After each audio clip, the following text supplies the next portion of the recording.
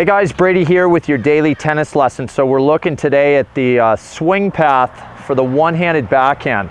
So I'm going to go ahead and hit a couple balls here. I think the cool thing that you guys are going to see today is this new graphic that we have where we basically draw, an outline of the shape of the swing. And I think it's a very clear way to understand how the racket should be traveling on this one-handed backhand, okay? So let's take a look at a few swings here.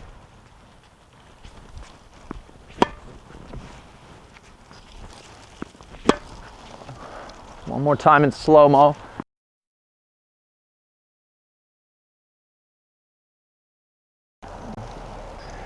All right, so I think if you guys take a look at that shape, there's a couple really key ideas going on here.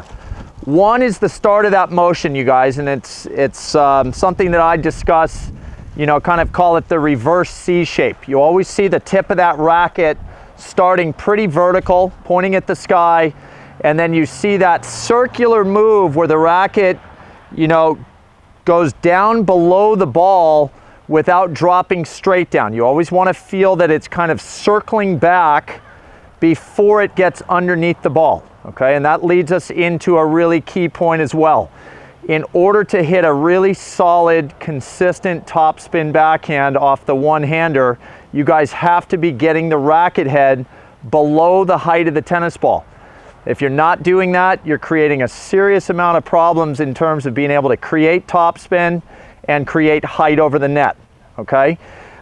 Leading us into the point of contact. Point of contact, as you guys can see, is always going to be, hopefully in front of your right foot. So when you guys step into that one-hander, really work on extending the racket out past your right foot so that you guys have that really explosive contact, and that really is what leads you into a nice follow-through, because you don't have to really work for your follow-through if your point of contact occurs in front of your body. The only time I see people really struggling to finish well on the one-hander is when they've hit the ball behind their right foot, and then the ball's heavier and it kind of forces them to change their swing path.